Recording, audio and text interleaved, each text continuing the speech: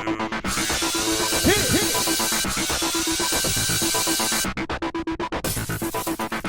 guys, welcome to another recap of The X Factor Season 2. So tonight's show was only just 1 hour, but my DVR screwed me and did not tape it, so I had to wait for it to be posted online. I finally found it. It's now like after 2 in the morning. So sorry for all of this. They're back in San Francisco. They probably never left. I don't like the way they cut up the shows in that aspect. I'm really enjoying this season, but I don't like them jumping from city to city. So anyway, first up was Johnny Maxwell, 16 years old. He pulled an original song out of the bag. He's pretty much the 2012 Young Homie.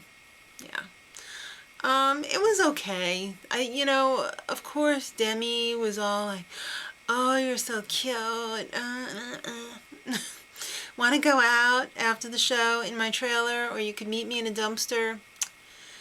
It's so cheap. I hate when they're all flirty and blah, blah, blah. I thought his voice sounded kind of weak. Everybody was gushing, though. He's cute. Whatever. He made it through. Homer says, "Hey, I want some of this action. Let me talk about the show." Alright, so Lexa Berman up next. 22 years old. Or should I say 22 years really old. She's a catty dancer. And when she said she was a dancer, I'm pretty sure she meant pole dancer. Or some sort of a entertainment lady for men. And did you happen to notice that... Oh, Homer doesn't want to come up here now. He says he's embarrassed by her. It looked like she was there with her mom, who looked like an older version of her, and then her grandma, who looked like the scarier version of her, like a lady monster in white. Sorry, just making observations. Yeah, Simon said she looked like Jersey Shore meets the Kardashians. I thought she looked more like stripper meets pole. She opened her mouth and she sang, and it was not good. Brittany said she was a bore. Simon was the only one who said she deserved another chance, and he gave her a yes. Simon, you little jokester. And then they had a little highlight of Paige Strubach. We didn't see her audition. Either they're going to be jumping, on a different episode, or we're just not going to see her. She's on the cutting room floor. But she was like, "At least we know what not to do now." And when she said that, she totally reminded me of Diana Agron from Glee. Alright, then there was a horrific montage up next. A cute guy who couldn't sing. A guy named Ezekiel with a six-pack who couldn't sing. And no, I don't mean a six-pack of Budweiser. He was quite fit. A girl group, some more six-packs, some creepy twins, etc., etc. The list went on and on. Then when that was finally over, somebody else came out.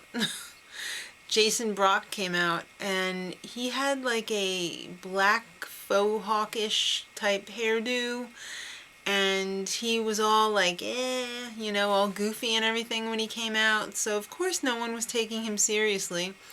And then he pulls out of the bag a little number I like to call Billy Joel's New York State of Mind. And it was so good that young pasty Roy Orbison made L.A. Reid's mouth hit the floor. He was really good. He had a really soulful, jazzy type voice, but you never would have guessed it from the way he was carrying on when he came out. So everybody loved it. Of course, it was 4 yeses. You know what I hated about tonight's show? It was too short.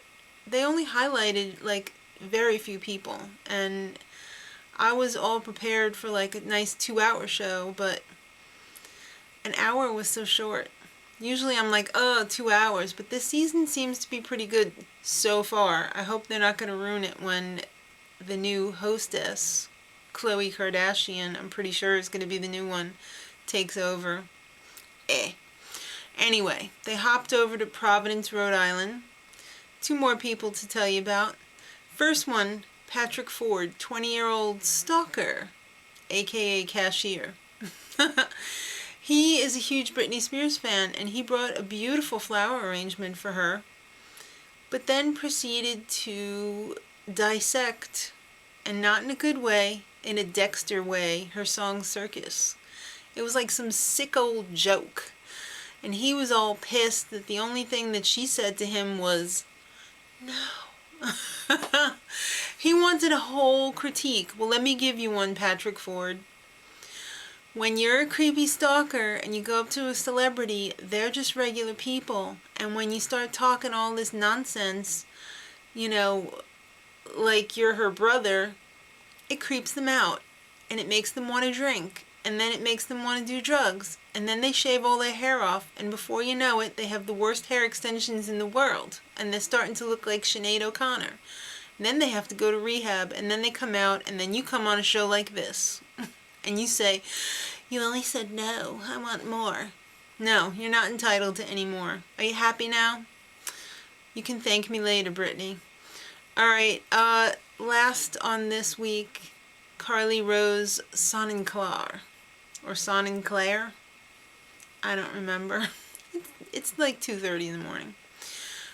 She's only 13 years old. So she was, you know, seeming like a regular kid until she got on the stage and she sang Feeling Good. And I was like, what? What do you got there, Carly? Even Simon stood up, so you know it had to be good because he just doesn't get up for anything.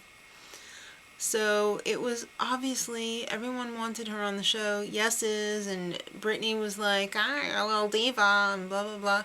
So yeah, I'm hoping to see her get pretty far, at least to the top. What is it, 5 per group, 10 per group? I'm not sure anymore. I don't know if they've changed the rules this, I was going to say, I keep wanting to say this semester, this season. Alright, so I'm going to have to hold it together until next week when there's 2 more new X Factor shows. So just try and hold it together, okay? Till next time, much love.